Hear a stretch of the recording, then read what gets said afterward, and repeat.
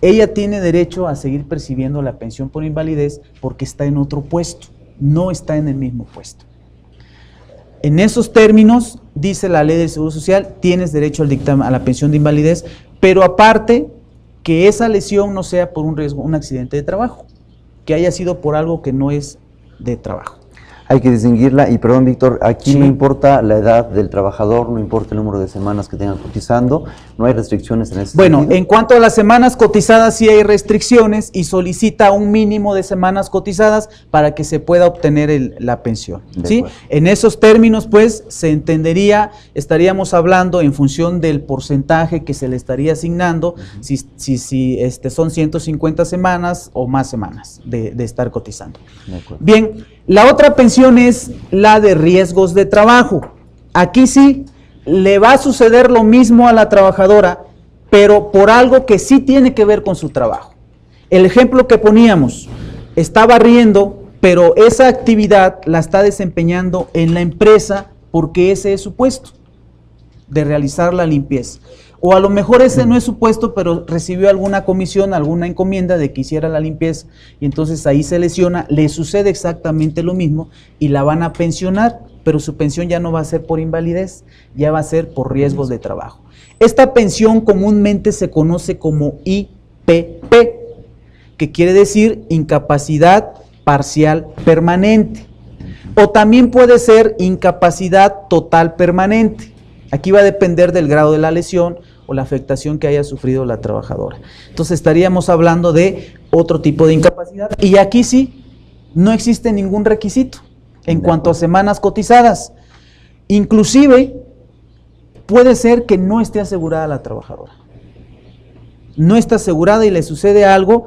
El Seguro Social, que es el que está a cargo, ya lo dijimos, de este tipo de prestaciones, está obligado a pagarle la pensión a la trabajadora. Y lo que haría en todo caso es cobrarle al patrón ese recurso que le está pagando a la trabajadora vía capital constitutivo. Entonces, aquí no hay requisito en cuanto a las semanas de cotización. Puede ser el primer día, el primer minuto, el primer segundo de trabajo. Inclusive hay un tipo especial de riesgos de trabajo que se conoce como en trayecto. Entonces puede ser que la trabajadora ni siquiera ha llegado a su trabajo. En el camino, lamentablemente, a lo mejor choca el autobús a donde iba, el taxi, lo que sea, y antes de llegar a su trabajo, el primer día de actividad se lesiona. Entonces ahí ni siquiera tiene un minuto de actividad en su trabajo, pero por ser en camino o en trayecto a su trabajo, tiene derecho a cobrar la pensión si es que sufre esa lesión por IPP o IPT, dependiendo si es parcial o total. ¿Sí? La recomendación, Víctor, aquí que nos das es asegurarlos un día antes de que entren a laborar. Así es. Fíjate, qué bueno que comentes esa parte, doctor, porque en muchas ocasiones a mí yo me he topado con patrones un poco resistentes a esto. Inclusive me dicen, no, es que no me puede obligar a afiliarlo un día antes. No, no es que te esté obligando, te está dando la facilidad para que lo hagas un día antes. Y si desde un día antes tú puedes proteger a tu trabajadora en el trayecto del siguiente día que va de su casa al domicilio del trabajo, pues entonces mucho mejor. Porque si la vas a afiliar hasta que ya esté allí, por muy bueno que sea tu control interno, vamos a suponer que le dices, ¿sabes qué? No entras hasta que no me digas de recursos humanos que ya estás dada de alta. Bueno, la proteges a partir de que da el primer paso en la empresa, pero si antes le sucede algo. Entonces ahí estaríamos hablando de un problema. Y aquí afortunadamente la afiliación anticipada, la afiliación previa, no implica que si va a trabajar conmigo a partir del 1 de noviembre, yo la tenga que dar de alta con 31 de octubre. No, sino se refiere a que yo desde el mismo 31 de octubre puedo darla de alta con fecha 1 de noviembre. Que esa vendría siendo la afiliación anticipada. Y sí es muy recomendable esta afiliación porque desde el primer segundo que la trabajadora sale de su domicilio está protegida. Entonces, en esos términos estamos hablando de del otro tipo de pensión que es por riesgo de trabajo, comúnmente conocida como IPP o ITP. Tenemos la tercera, que es la más recurrida últimamente, ¿no? Que se otorga a aquellos trabajadores que estuvieron cotizando y que reúnan ciertos requisitos, que los vamos a comentar ahorita, por llegar a una edad determinada o porque a esa edad determinada se quedaron sin trabajo. Aquí no importa si está lesionado, si no está lesionado, si esa lesión fue por enfermedad general, por riesgo de trabajo, aquí no importa nada de eso. Aquí lo único que importa es que cumplas con 2, 3 requisitos que los vamos a comentar y entonces tienes derecho a la pensión por cesantía o te esperas unos años a la pensión por vejez. Estas vendrían siendo los tipos de pensiones que favorecen al trabajador directamente. Dentro de estas 3 o de este grupo, nosotros podemos añadir una cuarta pensión que es la de retiro, que se conoce como pensión juvenil. Esta pensión juvenil, que se regula a partir del 97, me dice, si tú ya reuniste las semanas que yo pongo como requisito, que son 1,250 semanas, 24 años, un mes aproximadamente, aunque no tengas la edad de 60 años, te puedes retirar, yo te voy a pensionar, siempre y cuando, ahí viene la condición, sí, porque nada es gratis, ¿no? Siempre y cuando el recurso con el que cuentes rebase en 30% el monto de la pensión mínima garantizada. Ahorita vamos a decir qué es la pensión mínima garantizada. Entonces, si tú ya te vas a retirar, por decir algo, tú empiezas a trabajar a los 16 años. A los 41 años ya cumpliste 25 de estar cotizando. Tuviste la suerte que durante todos esos 25 años siempre estuviste afiliado. Igual tuviste mejor suerte y siempre fue con el mismo patrón, ¿no?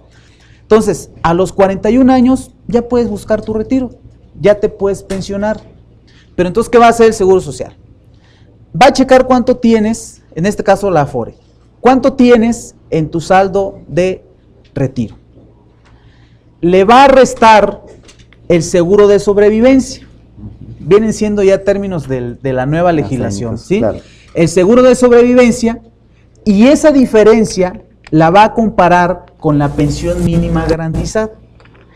La pensión mínima garantizada, recuerden ustedes que yo comentaba que en el artículo 2 de la Ley del Seguro Social señala cuál es el objetivo, la finalidad de la seguridad social, y al final del artículo 2 dice, así como el otorgamiento de una pensión que en su caso y previo cumplimiento de los requisitos de la ley, el Estado garantizará al asegurado o al trabajador.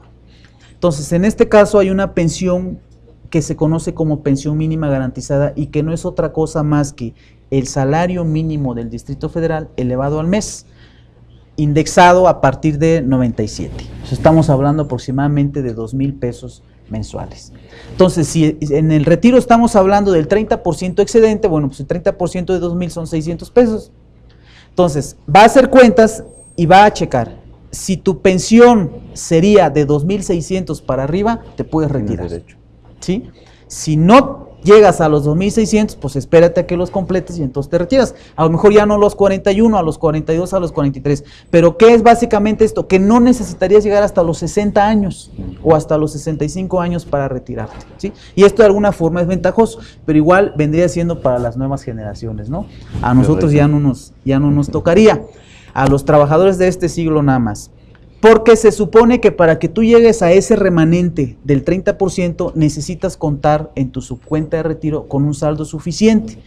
Y esto empezó de 1997 para acá, lo cual de alguna forma está calculado para que el tiempo que se lleve en juntar eso sea aproximadamente 25 años, más o menos. Arriba de 20 años, aproximadamente los 25 años. Entonces, en cuanto al trabajador, esos son los 4 tipos de pensiones. Pero hay otras. Nosotros hablábamos de que no solamente el trabajador es beneficiario de este derecho, también sus familiares. Y en relación a los familiares podemos hablar básicamente de 3 tipos de pensiones. La pensión de viudez, que le va a corresponder a la esposa o la concubina del fallecido, del trabajador pensionado, o en su defecto al esposo o concubinario de la trabajadora pensionada o fallecida. ¿Sí? Aquí es muy claro, y ya que tocamos esto, a mí me gustaría comentar lo siguiente.